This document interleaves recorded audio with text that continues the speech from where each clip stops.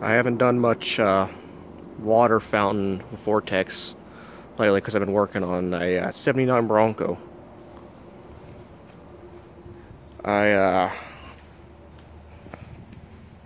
It's Dana 60 from an 05 Super Duty. That, if you can see it, welded on spring perches, changed to how they were on the stock one because they're too wide, so I brought them in for the half-ton frame. Made my own radius arms, track bar mount, and steering isn't hooked up yet, so because it's the Super Duty one is way too short for this, so I got to make an attachment bar.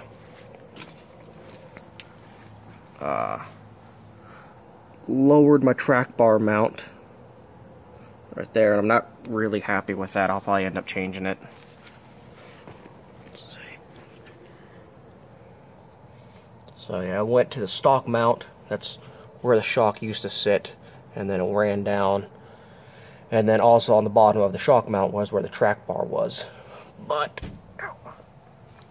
if you can see, if it would have came down following this piece, under full compression, my pumpkin would hit the bar. It would cross, so I had to make it offset like it is. And that's just a 3/4 inch pin I'm holding. I'm going to have a bolt, so that's not going to be there. So using stock Bronco springs and upper perches and everything, so I don't have to mess with that. And then my radius arms I built, so I mount to the stock ones on the Super Duty, and then I think this is 2-inch OD, 1.5 ID, so it's 1/4 inch wall, DOM. I just got it from an off-road shop. It was like 12 bucks a foot. I got inch and a quarter heims because it has the sleeve to go to 1.5 inches, so that's 1.25 inches. Something on it. I don't know heims too well. So I got the heim right there.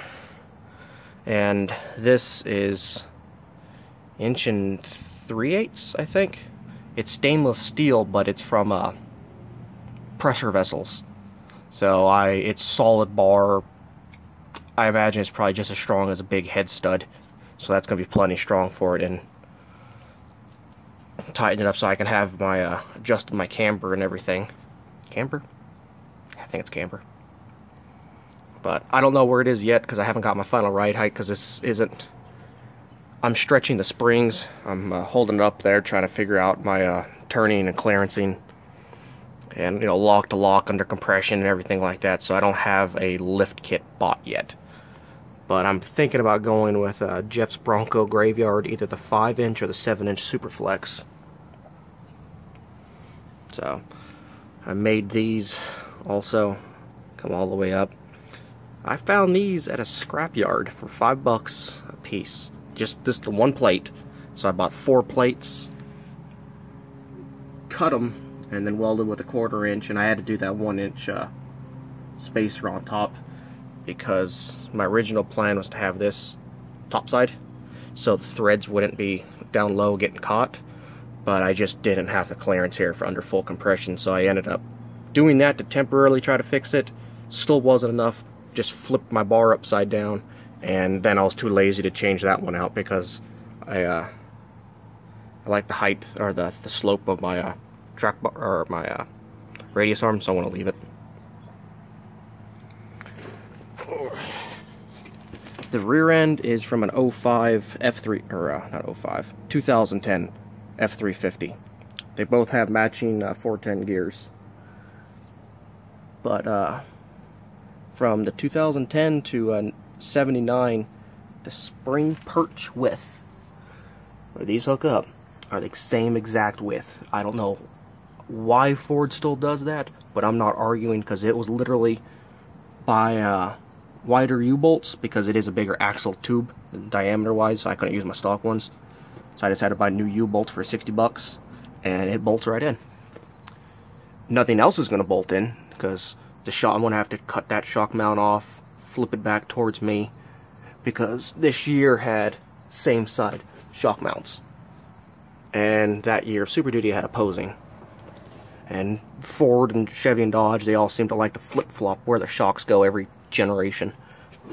So, I'm gonna have to have a custom drive shaft built to go from the larger yoke, or larger pinion yoke and everything, to the smaller half-ton up there, which I just have all my wiring jammed up there, so I'm gonna roll over with my creeper. I built the C-channel, or put the C-channel in, because these seem to toe in just a hair. I don't know if it's because I have it so tall here, or I didn't make this square. Something was toeing in, so I welded this in to take it out. I cut all the rear cross members out, put all in new 3-inch C-channel in. I am going to re-gusset that one because it goes high to clear the drive line, and it's supposed to have a little 45-degree piece that goes from here to there. So I'll get that in there. And the frame was so rusty that I double-walled the inside of it. You can see, I think it says passenger in there. Passenger shows you what arrow, so orientation to cut through the curve. And it's just diamond plate, 1/8 inch, that I welded from here all the way to where the rear bumper mounts on both sides, and then I welded all the rear cross members to that.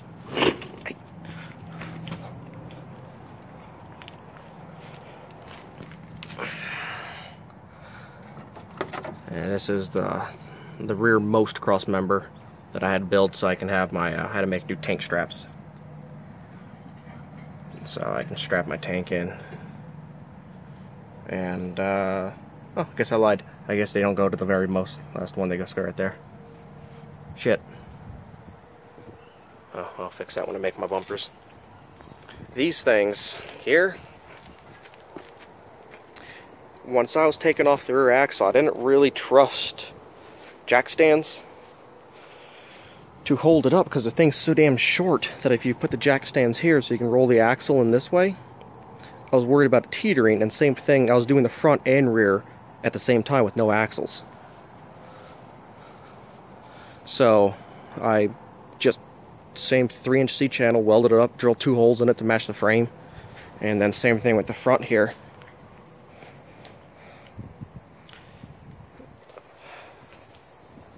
I did that, and it's pretty stable. I knocked the front out. I still didn't really like wrenching on it with just that narrow of supports, so I knocked the front out, got it in, got the springs on it, and at least had the axle sitting down on its own weight with jack stands. Then I knocked the rear one out and did it and came back in, and then once they're both in, then I started messing more with my track bar, my some other little doodads in there, my steering, where it's at least wider. The tires are 39 by 13.5 BFG Bajas. Same thing, they run off trophy trucks. And I got them for dirt cheap because they're actually used off a trophy truck. So, they were done for testing, but I got a 39-inch tire for 150 bucks a piece. So I got all 4, and then I got a spare sitting there. So, yeah, that figures a pretty good deal. 650 bucks for tires that have, I mean, good life on it for something that's not going to be my daily driver. And I wish they had a little bit more sidewall bite to them, but oh well. I may buy some nice 39s once everything gets situated. This bracket right here, that was where my stock radius arm stopped. So I got a good 14-inch longer radius arms, and I trimmed them up so they wouldn't interfere.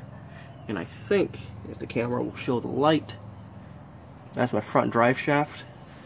I think I'm going to have to make a new cross member up here too, because once this thing starts flexing down, I think it's going to bind. And yes, it is held in with baling wire. I was just trying to get the angle in, not driving like it.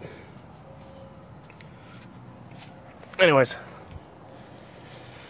I'll try to get some more of the water vortex videos up, but this is why I haven't been doing anything, is because I've been on this thing pretty much from the time I wake up to the time I go to bed, rednecking the hell out of it. Alright, later.